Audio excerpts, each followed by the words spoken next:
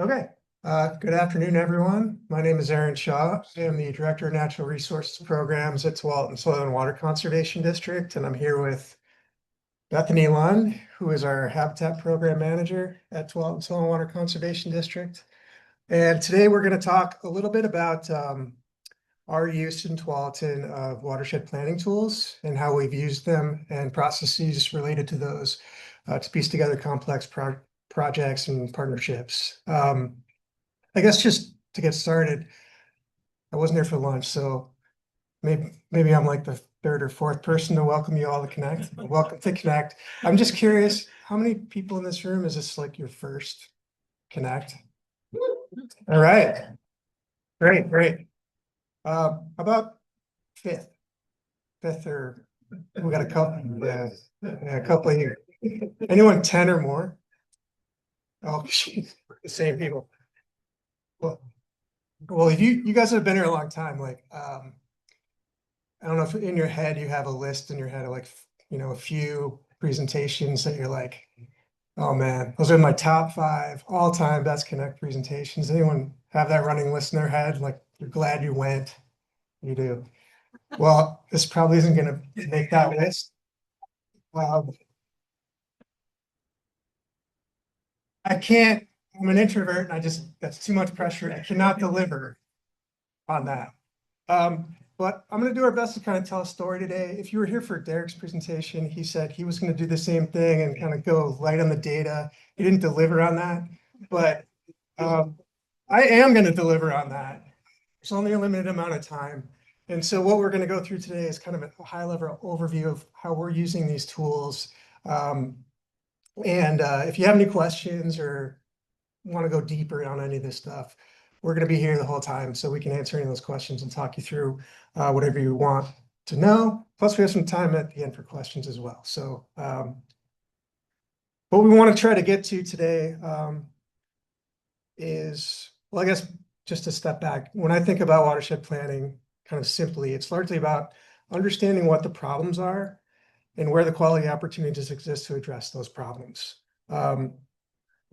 And what we want to talk about today is how we've harvested it and developed local data sets to help identify problem areas in our watershed. And I don't know, I've been thinking about this stuff since about 2018. And when I come to different conferences or go to different conferences, whenever I see something about watershed planning, I get really excited and I go to those presentations.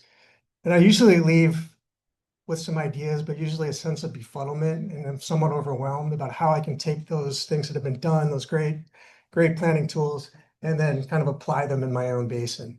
What I'm hoping that I can impart to you all today, if you're in a similar situation, if you've developed these already, great. We can probably have a conversation about what can improve ours. But if you're looking to do some of this stuff yourself, it is possible with a little bit of resources and some good GIS knowledge, local, either within your organization or within your partners, you can do this type of thing yourself. It's not that hard. It's pretty easy. But we've been thinking about it since 2018. I've kind of been terrorizing staff at the Conservation District with stuff around this for about that long. And as a result, I think we've made some pretty good progress.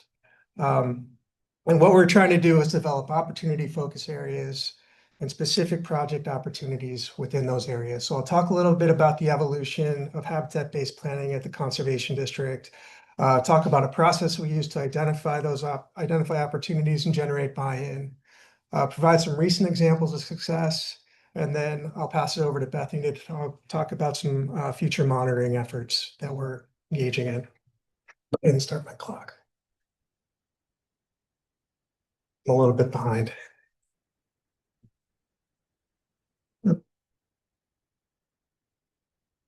Not advancing? Not as easy as it looks. Where'd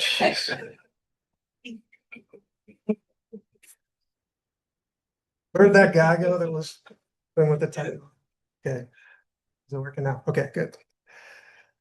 All right. So why is this useful? Why should I care about doing this? First thing is limited capacity and resources. There is, well, here's an example of our basin. This is the Tualatin Basin, which basically covers all of Washington County. We have over 600,000 residents as of the last census, and that seems to be continuing to grow. Over 1,700 small farms, over 240,000 acres of forest land, and a watershed that drains roughly 724 square miles. We're limited by staff, we're limited by time, and we're limited by money. We can't do every project, and there's more opportunity than there are people and funding to do the work. So we want to use planning tools and analysis to help ensure that we're on. Whoop, did I go too far? Oh, I did. I'm gonna figure this out. I'm older now, so I'm not as good with technology as I used to be. So anyway, it's a big area for a small organization like ours. And so the more we can analyze and understand opportunities, the better chance we're going to have to organize our actions and to affect meaningful outcomes. And one of the questions we're trying to answer and trying to figure out is what those meaningful projects are. Am I using my finite resources on the right projects? Again, it's a big area and there's a lot of ground to cover. And so data use and watershed planning efforts can help us decide on the projects that will deliver the best outcomes and get you the most bang for your buck as an organization. If I'm going to use time and money to develop a project, I want to be sure that the opportunity score is high for the problem that we're trying to solve. And we can set up selection criteria and scoring rubrics to help us answer those questions. Because projects are expensive. We need to show that if we're going to commit money to a project, that the project can result in meaningful outcomes. And if we have a defensible list of projects, focus areas that score high for the resource concerns we're trying to solve, it'll be easier to attract partners to our projects. And in terms of complex projects, it's the ones that require a lot of time and a lot of money, and likely an expensive set of skills and resources. Partnerships make it easier to get work done by leveraging our organizational strengths, our skilled staff, and our financial resources, which leads to funding opportunities. And if we have a meaningful project and meaningful partners lined up to get that work done, it's a lot easier to secure funds for a project. And the climate we're in today, funding sources are becoming more scarce and more competitive. And funders want to know that they're spending money on meaningful projects as well. And planning and prioritization helps strengthen your case for funding. So our confused cow now has a better sense in general of why we want to do this work. So I'm going to talk a little bit next about the evolution of local watershed-based planning in the Tualatin. So local watershed and sub-watershed assessments were started in the mid-1990s at the Tualatin River Watershed Council. And again, this is a map of the Tualatin. And these were largely done at the sub-basin level. So there were 5 different assessments, mostly covering individual subbasins. Smaller subbasins may have a combined assessment, but essentially what they're providing us is kind of a comprehensive history of the watershed and characterizations of major issues and resource concerns. They're also providing key locations where we might want to focus restoration efforts, and also a general, within those general focus areas, different restoration actions that we can take. These are foundational documents, and they help us understand how to start thinking about just kind of place-based resource concerns, and provide an underlying kind of general rationale for developing organizational priorities and localized restoration actions. So this is just an example that I pulled from one of the watershed analyses that was done in 1999. And what it's basically giving us is a general description of some major resource concerns affecting the Dairy McKay subbasin, which is a north central part of the watershed. And it's also giving us some resource concerns around various things that are affecting the watershed. So in this case, we're looking at opportunities around erosion. The upper part of the watershed there, it's in the forested areas. So steep slopes are a concern, especially with forest management. There's stream bank erosion that was recognized during this assessment. And as you get down into the agricultural floodplain, there's more sheetrill and gully erosion.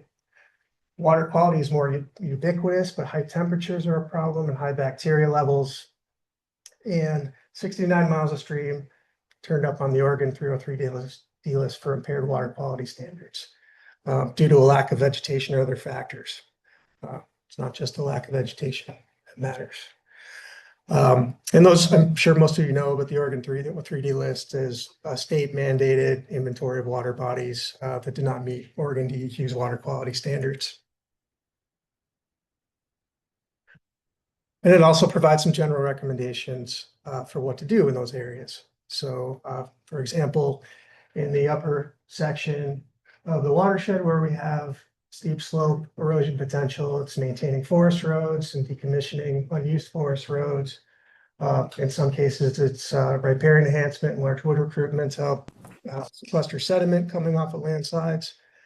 There is some irrigation efficiency issues and therefore some recommendations around doing irrigation efficiency projects.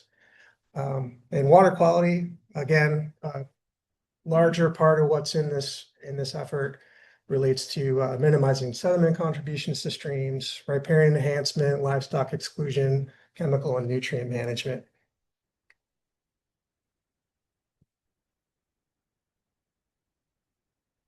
So again, yeah, these assessments they provide some good information on local resource concerns and general strategies for management, but they aren't necessarily fine scale and don't really go down in the details of specific project opportunities and the values of those opportunities in places. So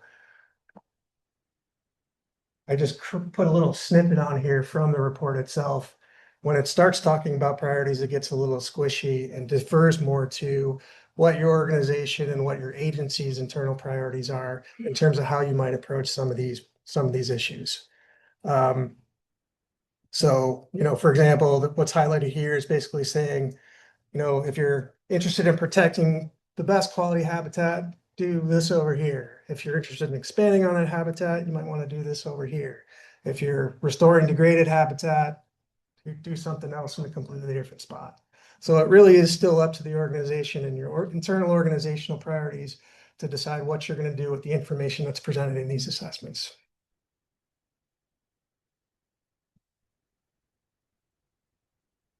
But they still provide enough information. If you take the general consensus across those different assessments in the sub-basin, you have enough information to start developing programming. So around 2002, a group of federal, state, and local agencies came together to develop a program to address water temperature concerns due to lack of riparian vegetation on agricultural streams.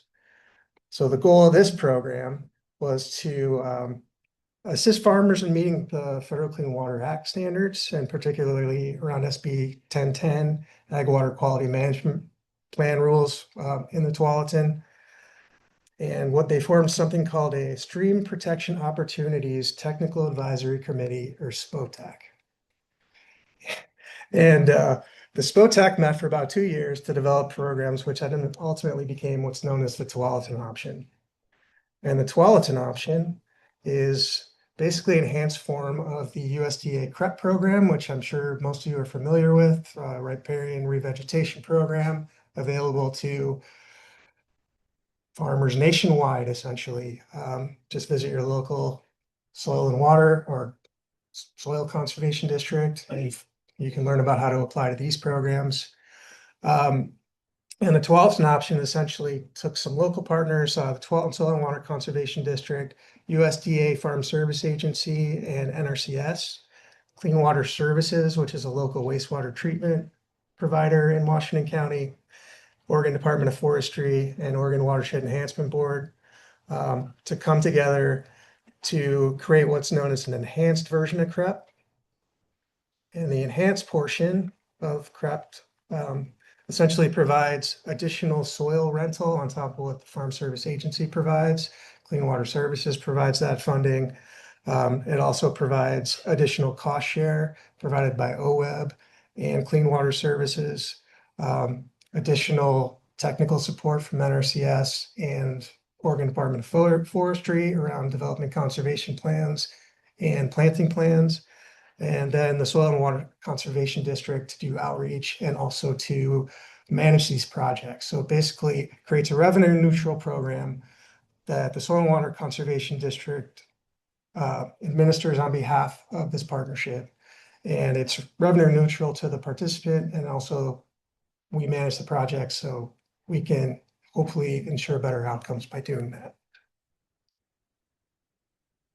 And in turn, it gave the Clean Water Services local wastewater treatment provider an opportunity to create shade credits from those projects, which they use to meet the requirements for wastewater effluent discharge permit through DEQ.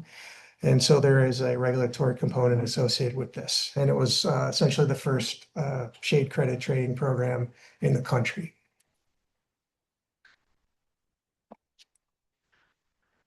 So the first project was enrolled in 2004, and the first planting was done in 2005, the aughts. Got to go back in time. And as of 2018, we had 83 projects and managed about 845 acres. And at that time, there wasn't necessarily a unified strategy on project selection, as with many organizations that are small, as the Conservation District was at that time, less than 5 employees, and not a lot of operating capital. A lot of the projects we enrolled were opportunistic. So people that could take advantage of our programs, knew how to access us. Those were the first people that were able to get projects through this program. Some small focus clusters developed as time went on, usually as a result of some kind of outreach and engagement effort we did, or there was an influential and member of the community who participated in a program who were able to get other farmers or other people on board to do these projects. So you'll see through this distribution map, while it is a mosaic kind of postage stamp looking projects, there are some areas that came up where we did start to build some connectivity and generate and focus on enrolling more private tax lots in the program as we went. What's our number now? What are we up to? 1,100 acres as of now. So it's a program that we continue to implement, and we'll come back around to that in a few minutes when Bethany starts talking about her work. But there's lessons learned like anything with a program like this, and projects that looked like good opportunities based on what was outlined in the assessments, such as perennial streams warming up as they pass through agricultural floodplains. Some people might look at this and think it's a ditch. I tend to think of it more like a perennial stream that once looked different a long time ago. These look like good opportunities on paper. So we had willing landowners who would engage in these projects. And yeah, in your mind, I'm thinking like this is low gradient slack water streams through the agricultural floodplain of the Tualatin. We're going to put some plants out here. We're going to create some shade. Beaver are going to move in. We'll have opportunities to create these complex wetland communities, and it's going to be great. Things are going to look like they did 200 years ago. And instead, what you end up with is a situation where you're managing the vegetation because of the success of your project. You go to the site and you're met by 10 or 15 angry farmers that are really upset because of your off-target impacts for flooding, and also your vegetation is shading out their crop. In some cases, is too vigorous and growing into their fields. So the assessments don't necessarily consider those off-target impacts. Don't consider land use. Don't consider beaver coexistence or vegetation encroachment on neighboring farms.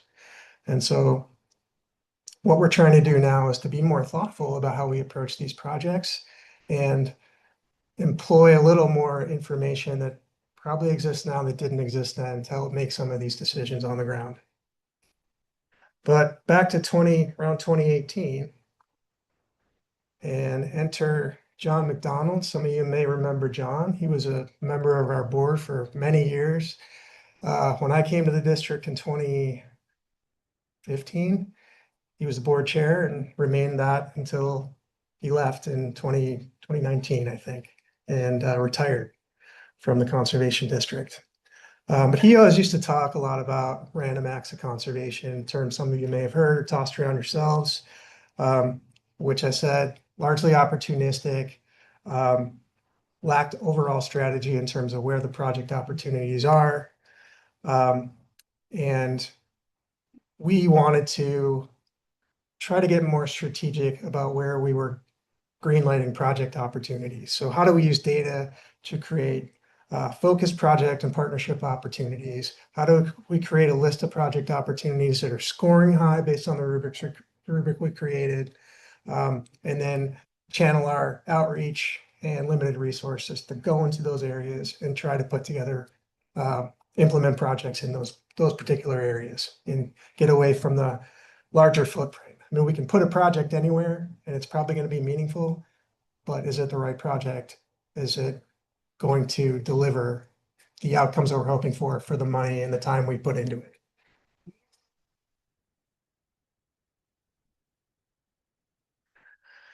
So going beyond the watershed assessments, what I want to know in a relative sense in any given area that we go into is what is the extent of the problem we're trying to solve?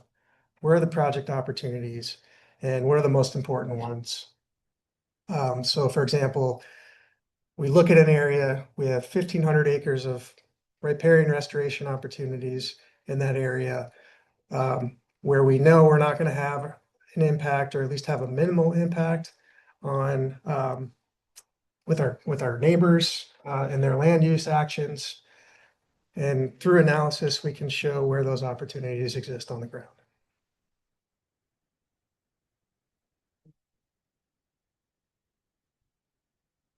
So that's interesting. I didn't put a slide in like this, but there's a planning process. There it is. There. Yeah, the little things that come up when you do these things. So we followed a planning process, and I'll walk through each of these steps at a very high level, kind of to just show how we're able to accomplish some of the complex projects using this framework. But for starters, very simply, what is your area of interest? For the Tualatin Soil and Water Conservation District, it's a pretty big area. It is the entire Tualatin Basin covering most of Washington County. Again, that's 724 square miles. Over 600,000 residents we're serving and comprised of land use that is forested, it's rural, and it's urban. So just some more details on that. 50% or roughly 242,000 acres in private and industrial forest land, another 35% in rural agriculture, mostly small farms to the neighborhood to the tune of 1,700 and shrinking. And then the urban area, which is about 15% of the land mass, comprises about 93% of the residents. So as you kind of move through the watershed, the approaches that we take to accomplish our goals are very different. The resource concerns are very different. Even habitat, which is ubiquitous throughout the county, 900 miles of tributary streams throughout the watershed, draining roughly 700 and I think it's 24 square miles. With habitats of concern around oak conservation, riparian, wetland, upland, and wet prairie. It's a big area. We have a lot of different programs working on the different geographies and resource concerns in these areas. And because this is a wet waterway and riparian tract, we're going to pretty much focus there for this talk. But we've kind of gone through a process or used this process to develop prioritizations and partnership opportunities across our forest conservation program, our agriculture, our rural program, our urban program. Some are done, some are still in development, but that's how we needed to go about this in order to chunk up our watershed into something manageable. So I'm a little confused. Dog or cat? So how do I do that? We need an organizational programmatic framework to organize a watershed around our priorities. And so we needed to identify organizational and regional priorities. Starting with the watershed analyses that were created, that gave us a bedrock foundation to understand, now that we know our main area of interest, and we know our regional priorities, we can start to break this down into what are the district level priorities. And we'll refer back to our sub-basin assessments to provide the basic foundation and to start the development of that. The SWCD then goes through a strategic planning process where we combine information from these assessments along with information from various local work groups held over the years, agency and community partners. And through that, we can start to prioritize TSWC's general organizational goals. We have our most recent strategic plan has goals, strategies, and actions to address, at least in the Natural Resources Program, water quality and conservation, soil health, habitat, and vegetation. What we do with that information really depends on what the types of projects that we want to do, what initiatives that we want to pursue, and that happens more at our organizational level. But we're given the green light to pursue these broad conceptual strategic goals as we start to develop our prioritization.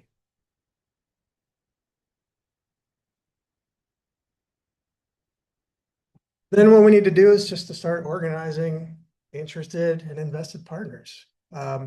And so this is a list that is not necessarily exhaustive, but sort of gives you an idea how you go about starting to gather more information, put together additional local work groups, start to understand where the gaps are that you can potentially fill with your programs, where there's more urgent needs to address specific problems. And within the habitat program, some of those organizations may look familiar from the CREP program, and they are Clean Water Services, Tualatin River Watershed Council, USDA, NRCS, FSA, Oregon Department of Fish and Wildlife, Washington County, are all major players when it comes to that type of work.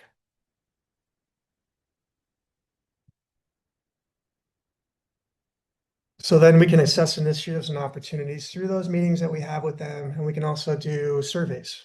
We did one back in around 2020 that basically to try to generate buy-in and solidify interest in some of the tools we were planning to use and develop for basin level planning. And we asked partners to rank organizational priorities and interest in what kind of outputs we can develop with some of the available modeling tools.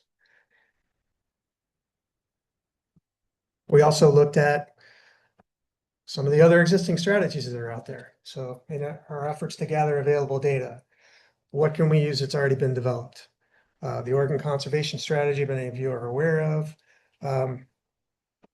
There are specific areas of interest or conservation opportunity areas in Washington County.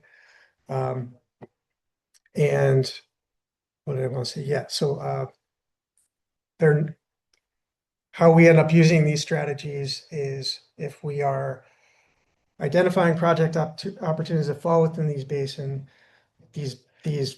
conservation opportunity areas, we can develop weighting around those opportunities when we go to rank those projects. So we have a part of this that develops project level assessments that kind of ask some of these questions about whether they're falling in conservation opportunity areas or not. We also have a regional conservation strategy that was developed back in 2012. It's a similar type of model. It scores more specifically riparian and other habitats of concern throughout the Portland metro area and southern Washington. So it's a little bit more finer grained, and kind of like the conservation opportunity areas, they can be a contributing factor in terms of scoring rubric, but to not necessarily generate specifics around specific project opportunities.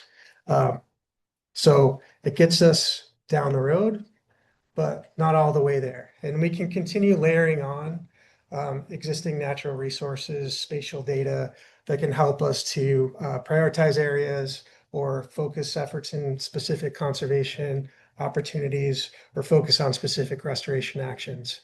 And the ranking that we've developed does attempt to give project opportunities higher points if they're falling in these particular areas.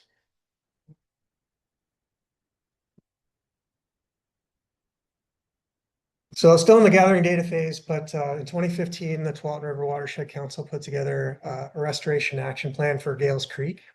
And the plan's roots were foundationally in the 1998 Gales Creek assessment and focused on three main areas. The first being restoring aquatic connectivity through passage barrier removal, aquatic and floodplain habitat restoration, and riparian restoration throughout Gales Creek. To my knowledge, this was the first plan in the Tualatin to identify and prioritize specific projects, specifically around the burial removals. Some of you more 10 and 20-year-old connectors might be thinking, well, what about that 1982 assessment that showed the project opportunities? I'm not aware of those, but if you want to bring those up and let us know what they are, we're happy to incorporate them into our work. But yeah, recent history goes back in my mind to about 2015. And so this is just an example of the table that was created to prioritize removal of those basins within Gales Creek specifically. And basically they were looking at how much habitat removing those barriers would open upstream. And essentially that became how they were prioritized.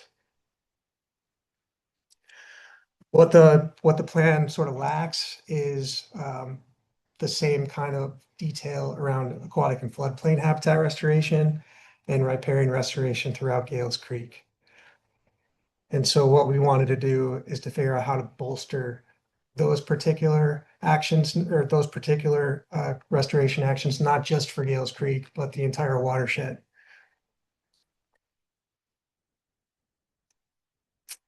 So enter NetMap. NetMap is a desktop GIS tool that provides you an opportunity to run a lot of different types of modeling on what's called a virtual watershed network. A virtual watershed network is essentially a simulated stream layer that's generated specifically for your watershed. And once you have that in place, then you can plug in data on specific models that will get you an output to address any number of things that you want to look at within your area of interest. So for us, we saw an interest in this. We saw it being used in the Lucky Mute and to some degree of success, and partnerships generated around the outputs from these reports that were generated and these models that were generated, and thought that was where, potentially the magic bullet of where we needed to go within the Tualatin. So in 2018, we partnered with the Watershed Council. We created the NetMap model for the Tualatin. It was delivered in 2020.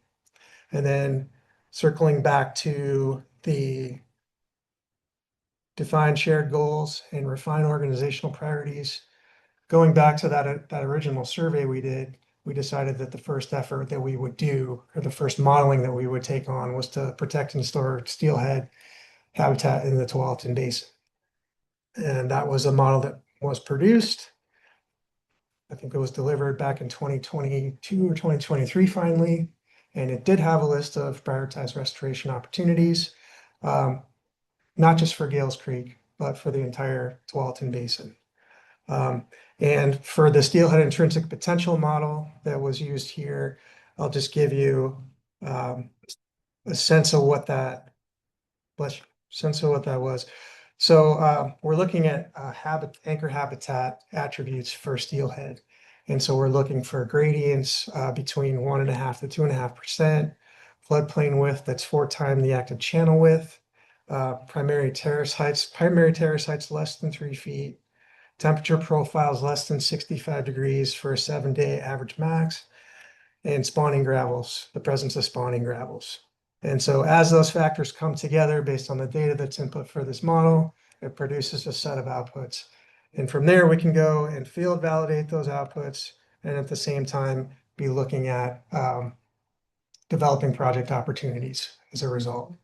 So back to Gales Creek, and this is an example output from that NetMap intrinsic potential model. This is the Upper Gales Creek watershed on the main stem, and there's two tributaries coming off of that main stem that the steelhead habitat model extended up into.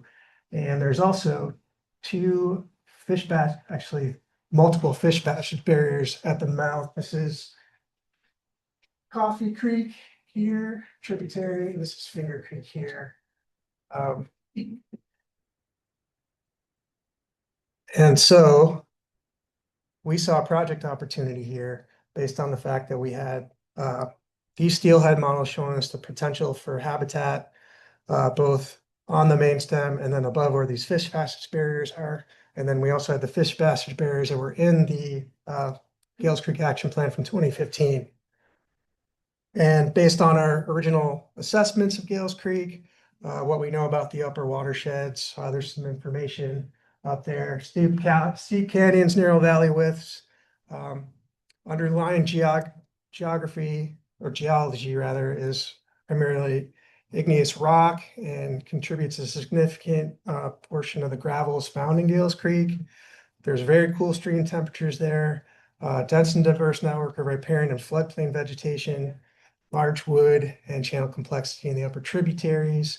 And most importantly, it contains the only listed critical habitat for steelhead in the entire Tualatin Basin.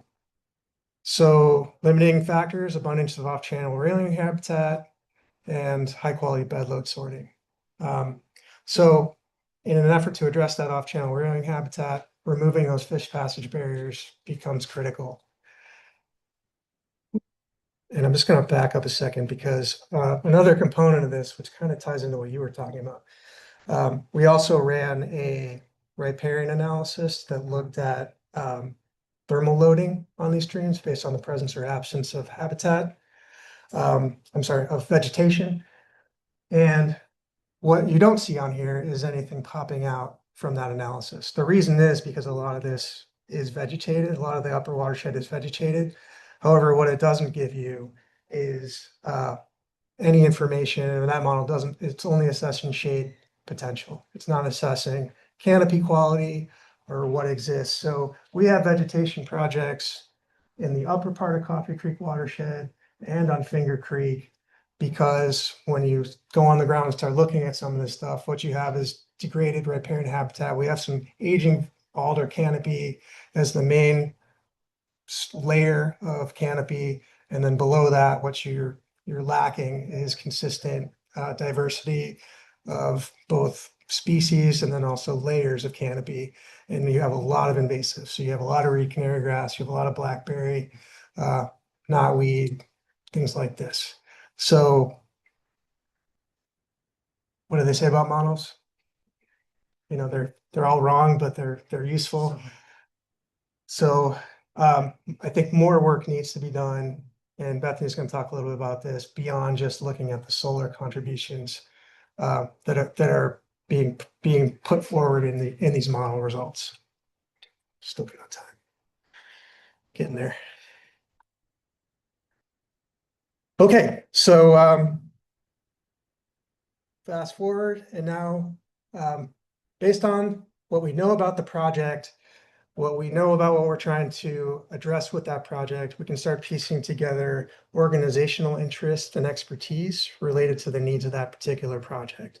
So this is a list of partners that we put together for this particular fish passage and habitat project, each with different roles and strengths, financial ability to either get grants or bring in other financial sources. Also provide some technical expertise, permitting assistance, that kind of thing. Once we had all that in place, we wrote a regional conservation partnership program application to NRCS. We called it the Tualatin Basin Partnership. And based on our work ahead of time, we had a really easy time answering the questions that we needed to for this effort. We had a primary resource concern, we had a geography, we had goals around removing barriers, how much habitat we were going to open up by doing that.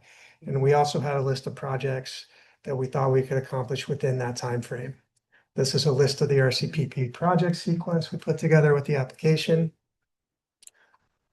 And then we set about going to those particular sites with engineers to help prepare project details, rough order of magnitude costs, just some project briefs to help us prepare a budget. We did this around the end of the pandemic. So the minute we wrote them, we were already out of date, unfortunately. That's another story. If you like beer, I'll tell it to you. But the projects turned out to be a lot more expensive than we thought they were going to be. And thus, we didn't get to do as many of them as we wanted to. But that's another story.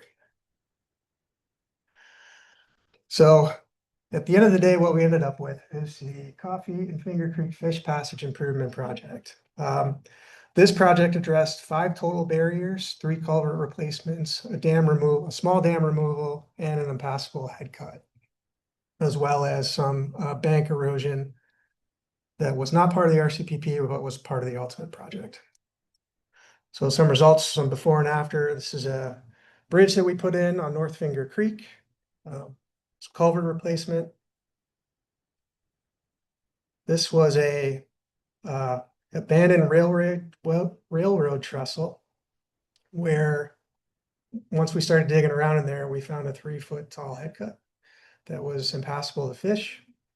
And it was also threatening the foundation of this historic train depot structure in the project area.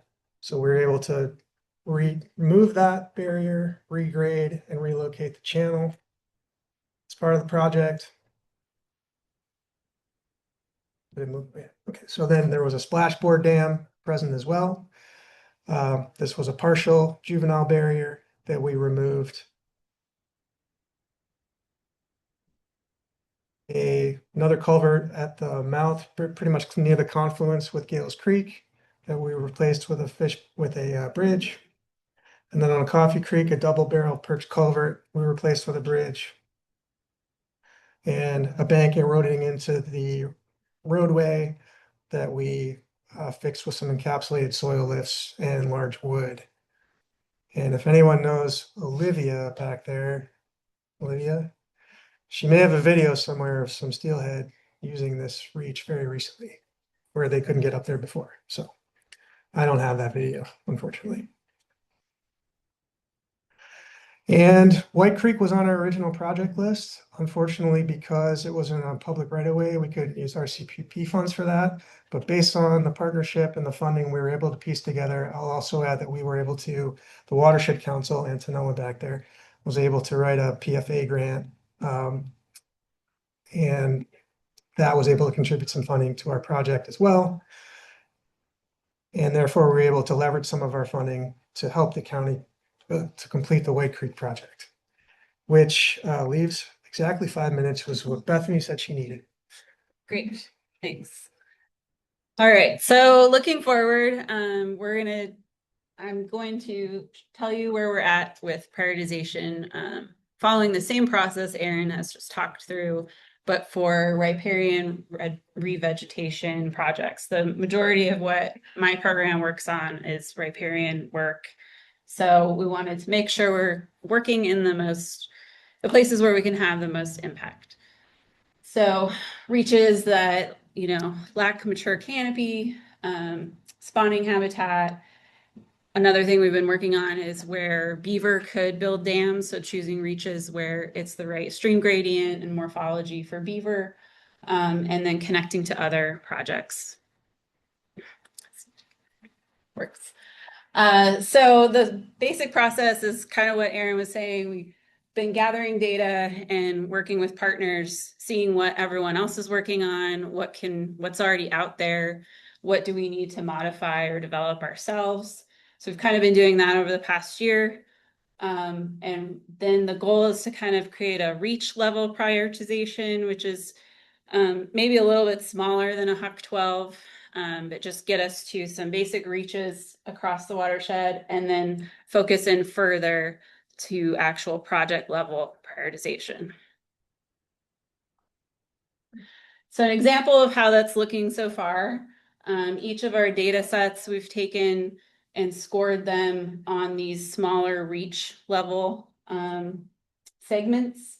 So you can see the steelhead one, which is the Steelhead IP that Aaron mentioned, we developed with NetMap. Mostly upper watershed, which makes sense. Beaver potential habitat was developed with a partnership we have in the basin of groups, a few of us that are interested in beaver. You can see that's pretty well distributed. And then EAB is in our county, and we've been working on figuring out ways to where we can work to mitigate the impacts. So looking at places that have a high amount of ash already there and that we should target to create some understory. So the idea is we're gonna do that for each of our data sets and then overlay them, give them scores. And an example here is Eiler Creek popped out pretty high just from those 3 factors. And a lot of times this is telling us things we already kind of know. We know the basin, we know, but it's nice to see that the data does kind of confirm, and it can help point out other ones maybe we didn't consider. So Eiler Creek popped out pretty high. And then zooming in to more the tax lot level, you can see why it popped out high. So the yellow is the potential for beaver. You can see with the aerial, the riparian canopy is a bit narrow in places. And then that thick blue line, the whole thing is steelhead potential habitat. So it has a lot of overlapping factors. There's a little bit of ash, but not a lot there. But just an example of how like we would zoom in into Eiler Creek and see what's there. And then we've created a ranking map. So these criteria here listed are the criteria that we use to rank for the enhanced CREP that Aaron talked about. So looking at canopy cover, spawning habitat, and these were all developed by those partners when they made the Tualatin option. So since that sort of dictates what we can enroll, went ahead and made a map as best we could with what GIS data we have to help us narrow in on like, okay, these tax lots that are more the darker blue, those would score high if they wanted to do CREP. So let's start outreach there and move on from there. So I think that's the idea. Still a work in progress. Definitely happy to talk if anyone has questions about our data sets or how we're doing this.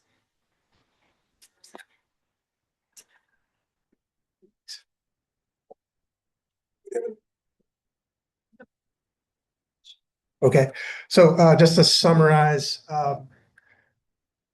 we went through a lot of stuff. There's a lot of data underneath a lot of the stuff we're talking about. We're happy to answer questions on any of that. But basically, what I want to tell you, from our perspective, these watershed planning tools are helping our organization, and they're helping us to really hone in on coming up with defensible projects that we feel good about spending money on. And ultimately, that transparency with the tax dollars we receive is what's important at the end of the day. So, the conclusions kind of speak for themselves.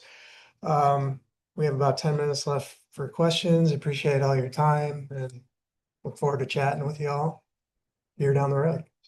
Thank you.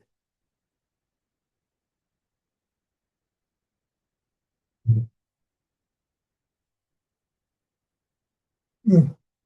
Do I have to pick on call? I saw some hands back there.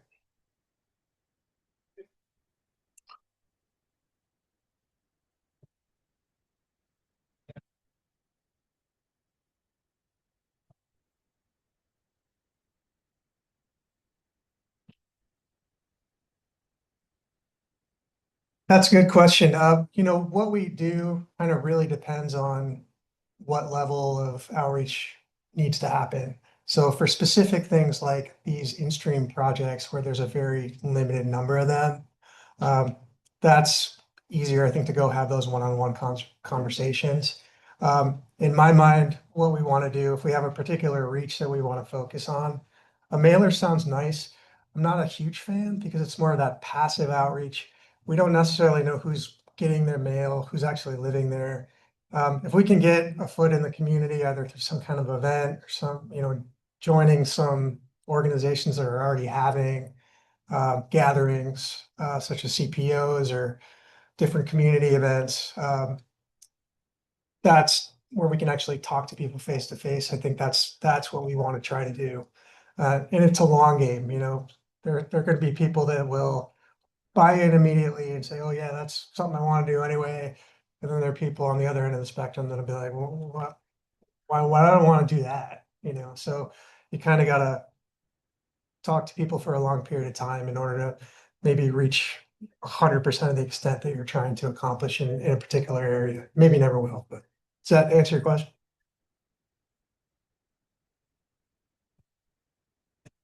Like how much of your on the ground work is this strategic planning driving, and are you still doing random acts of conservation as if they pop up, or?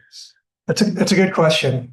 So first of all, what I'll say about that is technical assistance, which is our main thing. We'll do that no matter what. Like anywhere, whoever wants our technical assistance, wherever we think our education folks want us to talk to people, we'll go and do that work. Um, as far as how much of this is driving where we do projects, if something comes through the door, someone wants to do a project, we'll look at it and see where it scores. If it ranks above a certain threshold for things we want to try to accomplish, we may still do that project. What our main goal around doing this is um, taking control over an area where we may want to go in and spend additional time and resources to do projects. And we may fail at that, but ultimately it kind of gets us, if we have this knowledge of the potential uplift of doing this particular work in a particular area, it makes sense for us to take time and commit outreach to go doing community events, education in those particular areas. But we'll still do projects. Yeah, we're not we're not trying to create barriers to access. Jason.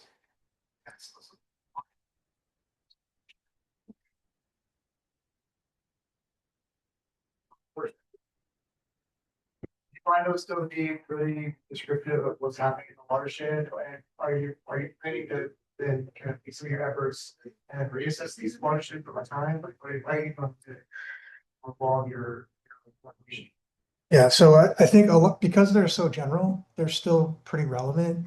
And again, we're talking about big areas. So the types of impact our district and partners can have is relatively small. So I think in a general sense, they're still saying the right things about what we still need to do. Um, your question about monitoring and how we're going to evaluate those over time is a good one.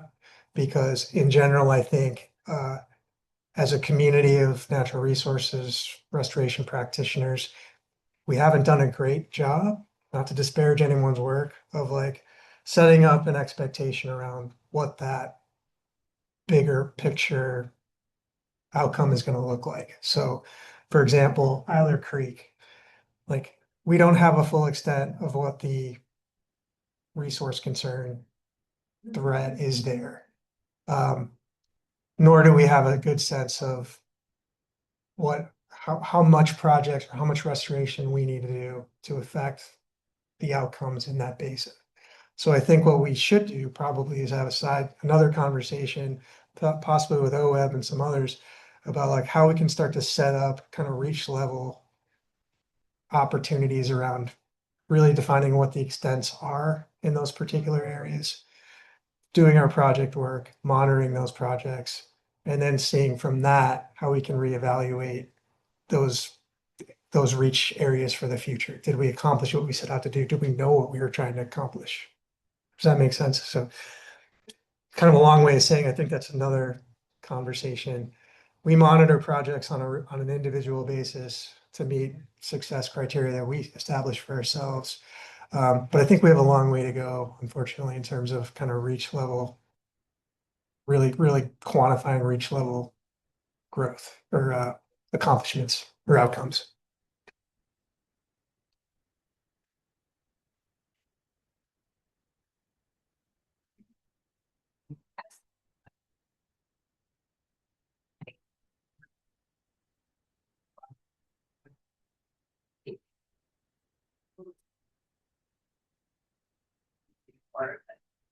came out of Watershed through those?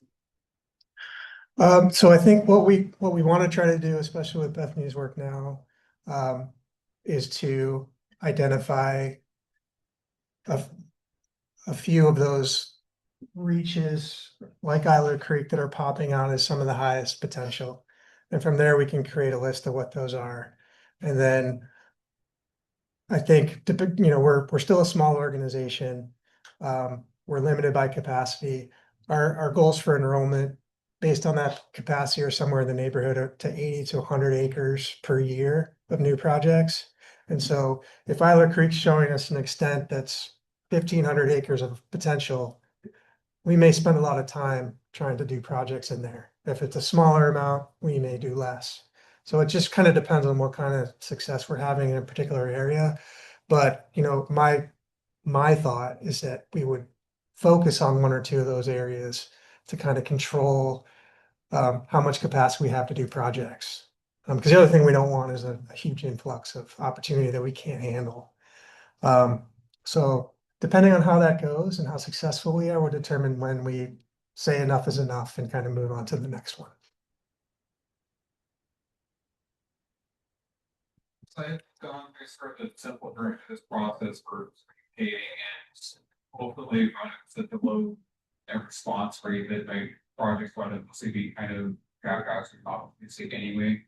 Do you feel like you've done, especially kind of on the riparian side where it's hard to justify doing really hard outreach push trying to attract people to participate? Do you really feel like you've gotten your investments for all the analysis where you still kind of ended up saying yes to whoever says yes to you?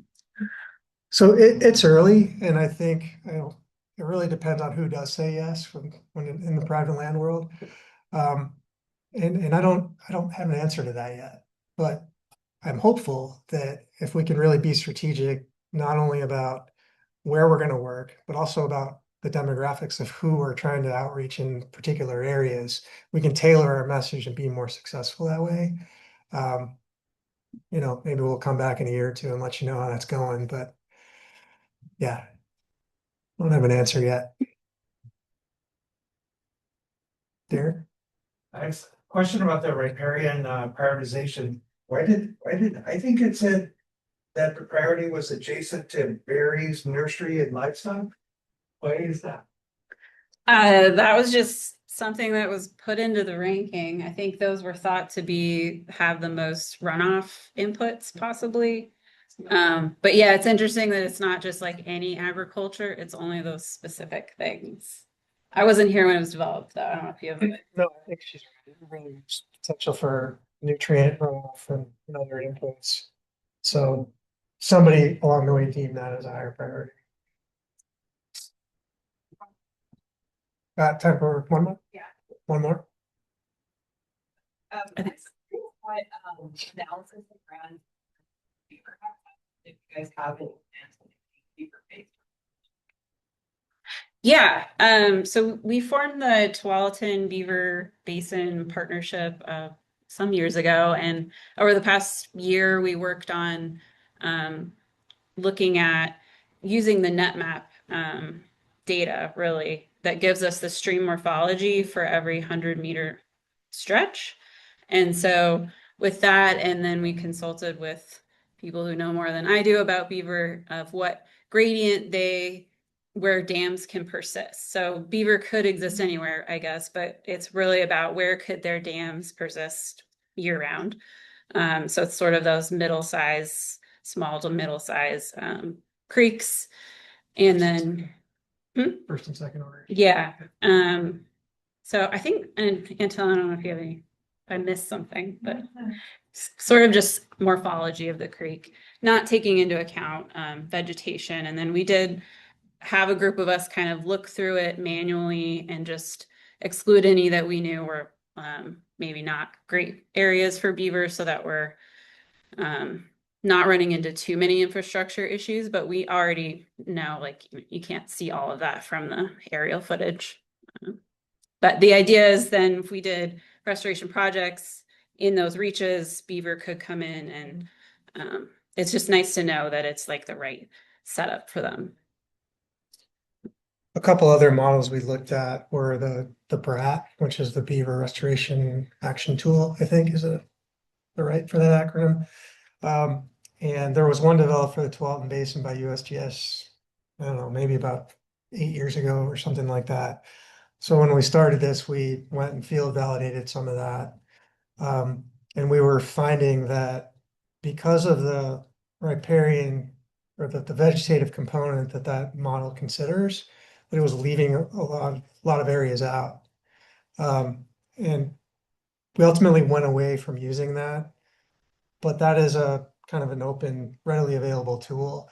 My suggestion would be to use the historic beaver dam potential versus the whatever the active one is, because it kind of, what we were finding is that opportunities that we thought would be great for beavers to come in, because they lacked vegetation, were not showing up in the model results. So you want to have the vegetation as if vegetation was there, as opposed to looking at what's actually happening on the ground to know where those opportunities really